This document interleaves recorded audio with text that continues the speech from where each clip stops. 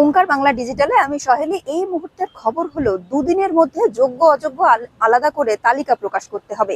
ব্রাত্য বসুর সঙ্গে প্রস্তাবিত সাক্ষাতেরও আর কোনো অর্থ নেই।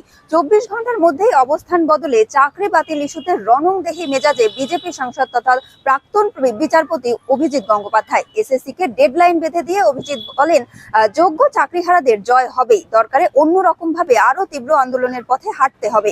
সদিচ্ছা দেখানোর দিন শেষ।